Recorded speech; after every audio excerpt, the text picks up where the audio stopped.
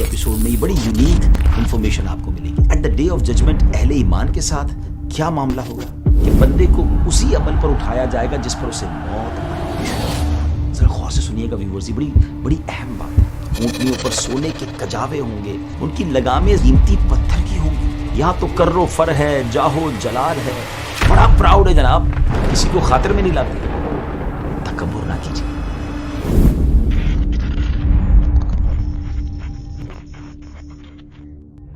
अस्सलामु अलैकुम वरहमतुल्लाहि वबरकातुहू। नाजरीन, वेब सीरीज है क़यामत के बाद, आफ्टर जजमेंट डे।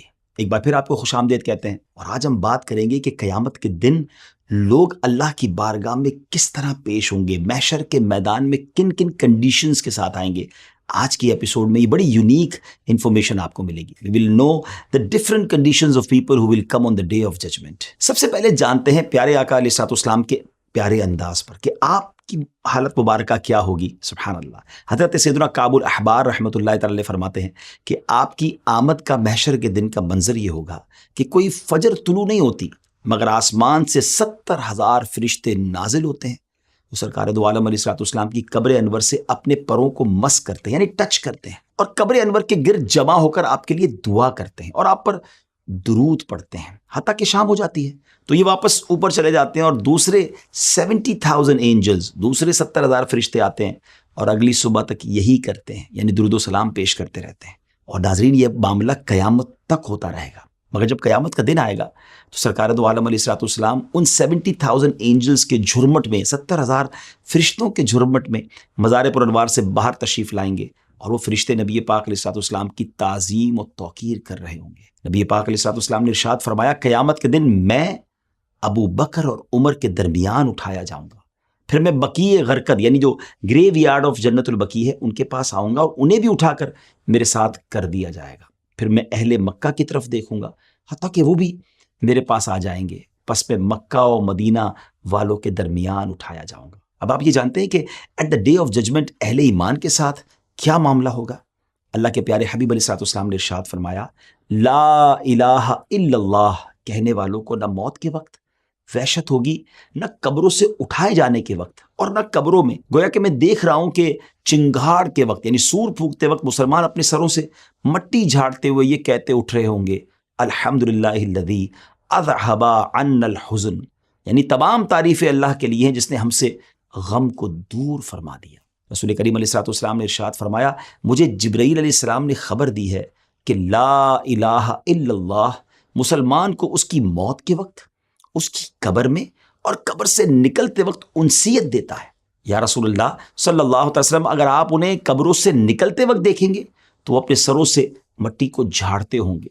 कोई ला इलाहा वल्हम्दुलिल्लाह कह रहा होगा और उसके कहने वाले का चेहरा रोशन होगा, और कोई यूं चीखता होगा कि हाय मेरी हसरत उस कोताही पर जो मैंने अल्लाह पाक के बारे में की, और उसका चेहरा सिया होगा। अल्लाह करीम हमें क़यामत के दिन भी प्रोटेक्ट फरमाए। हदीस नबी में है कि बंदे को उसी अमल पर उठाया जाएगा जिस पर उसे मौत आई थी। जरा गौर से सुनिएगा व्यूअर्स, ये बड़ी अहम बात है। हज़रत अनस रदी अल्लाह तआला अन्हु से मरफून रिवायत है कि जो दुनिया से नशे की हालत में गया वो कब्र में भी नशे की हालत में होगा, और जब उसे कब्र से उठाया जाएगा उस वक्त भी वो नशे की हालत में होगा। व्यूअर्स, हर वक्त जो गुनाहों में मशगूल रहते हैं उन्हें इस बात से डरना चाहिए, इबरत पकड़नी चाहिए, गुनाहों से बचने की कोशिश करनी चाहिए। कहीं ऐसा ना हो कि हम किसी गुनाह की हालत में दुनिया से चले जाएं और उस वक्त अगर मौत आ गई तो उसी हालत में उसे उठाया जाएगा।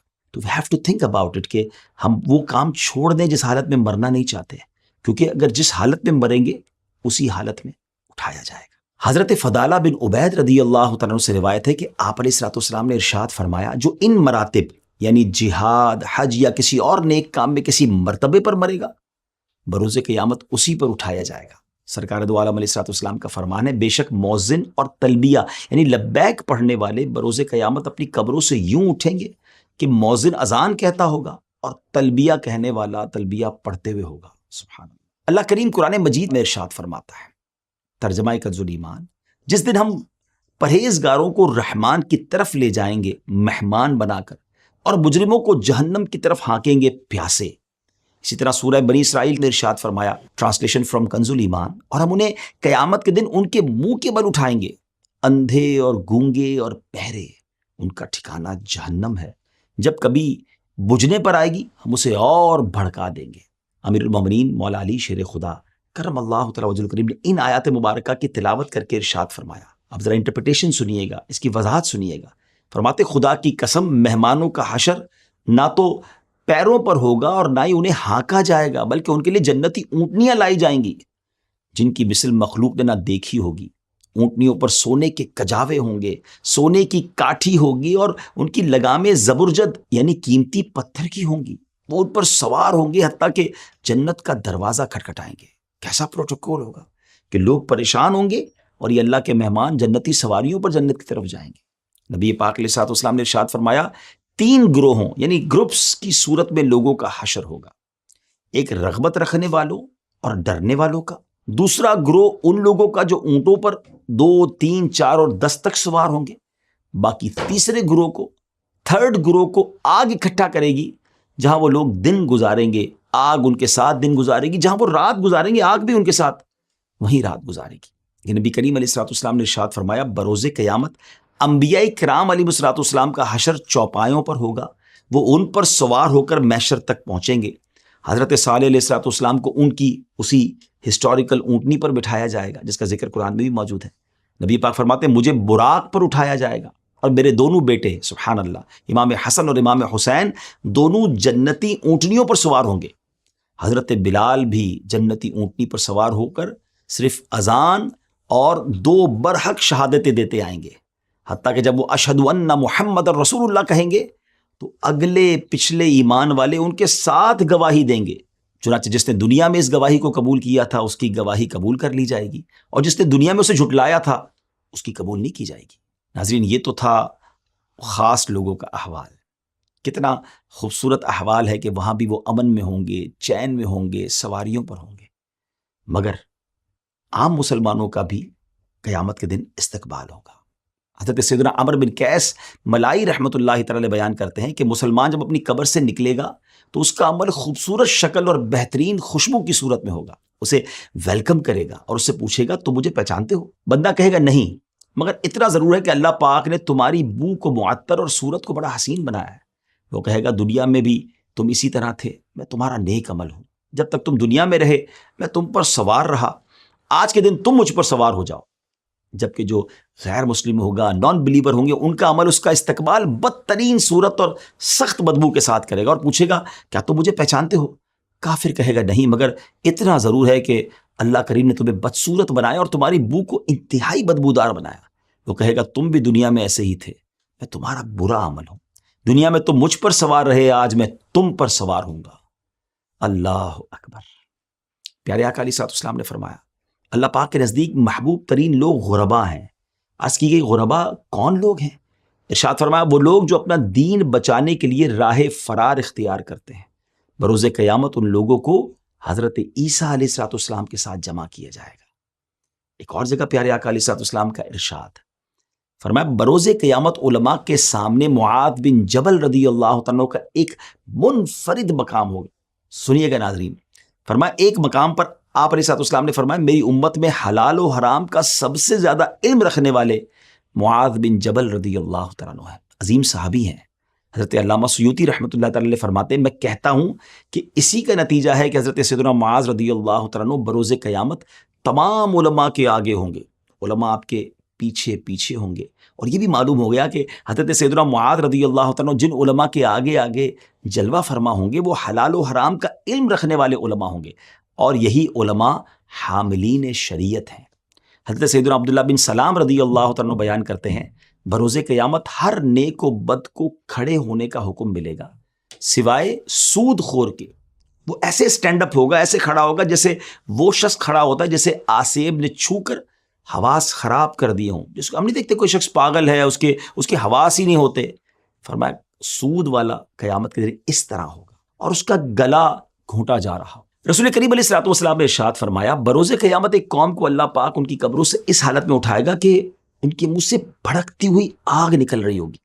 عرض کی گئی یا رسول اللہ صلی اللہ تعالی علیہ وسلم وہ کون لوگ ہوں گے؟ ارشاد فرمایا کیا تم نے نہیں دیکھا کہ اللہ کریم ارشاد فرماتا ہے ترجمہ کنز ایمان وہ جو یتیموں کا مال ناحق کھاتے ہیں وہ تو اپنے پیٹ میں نری آگ بھرتے ہیں۔ اللہ اکبر. ناظرین یہ بھی بہت بڑا مسئلہ ہے. لوگ یتیموں کا مال کھا جاتے ہیں, سوچتے نہیں ہیں کہ اللہ کی بارگاہ میں کیا جواب دیں گے. پلیز ایسا نہ کیجیے, توبہ کیجیے.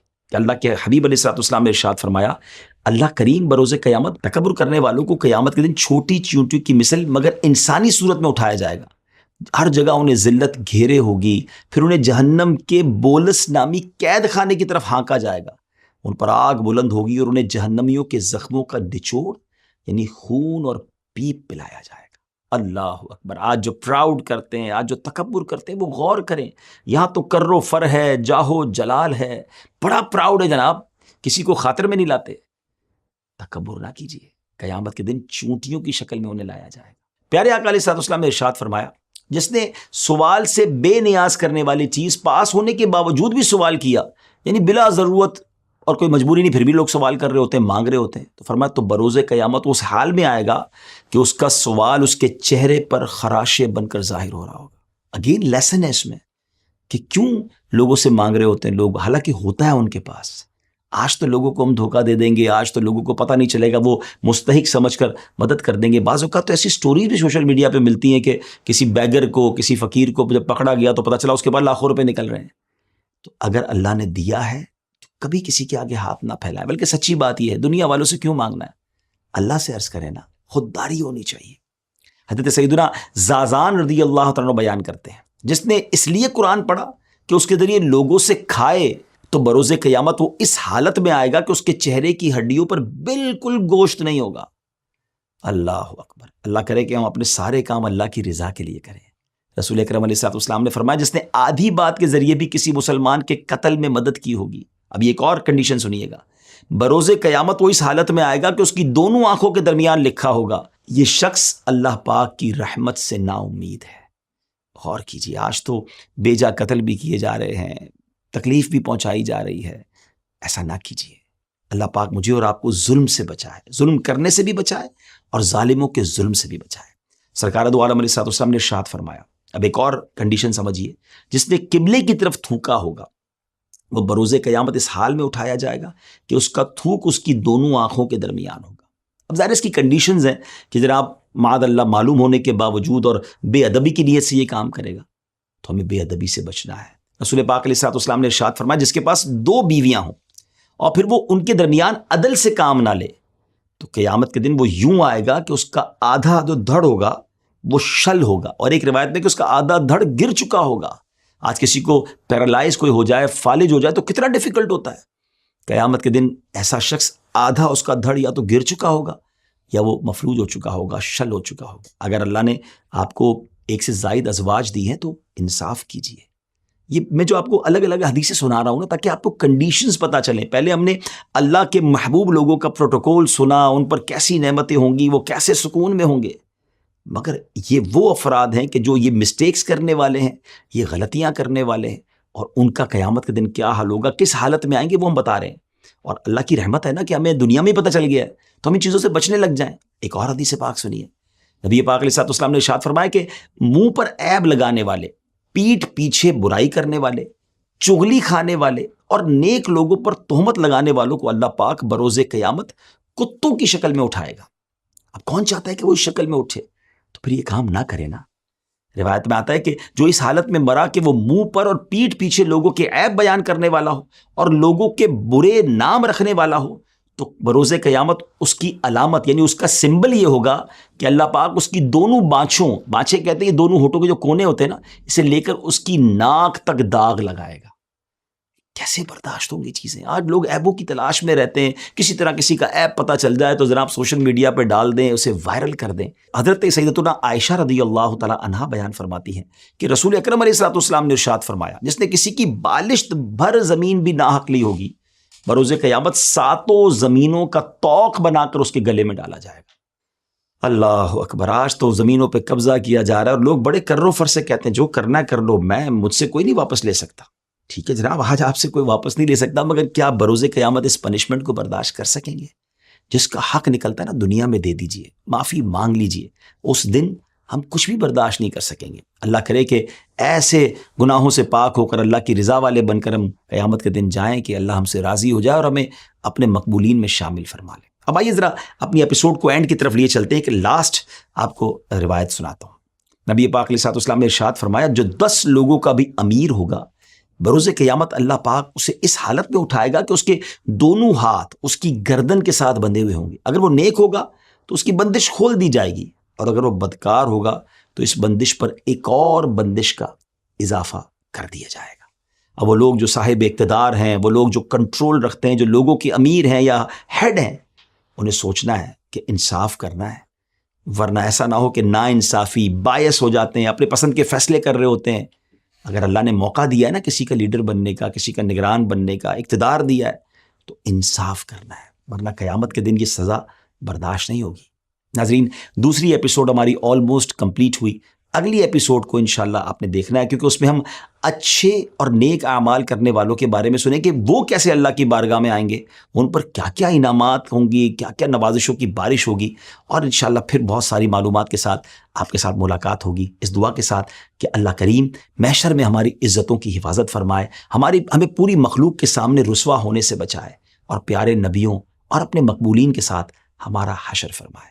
آج بھی جو ہم نے گفتگو کی ہے، اگر اس کے ریفرنسز آپ جاننا چاہیں تو ڈسکرپشن میں آپ جا کر دیکھ سکتے ہیں۔ ہمارے چینل کو سبسکرائب کیجئے، لائک کر دیجئے، اگر آپ کو یہ ایپیسوڈ پسند آئی ہے تو اسے شیئر بھی کیجئے اچھی نیتوں کے ساتھ۔ انشاءاللہ یہ ایسی شیئرنگ ہے جو انشاءاللہ آپ کے لیے ثواب کا بھی باعث بنے گی۔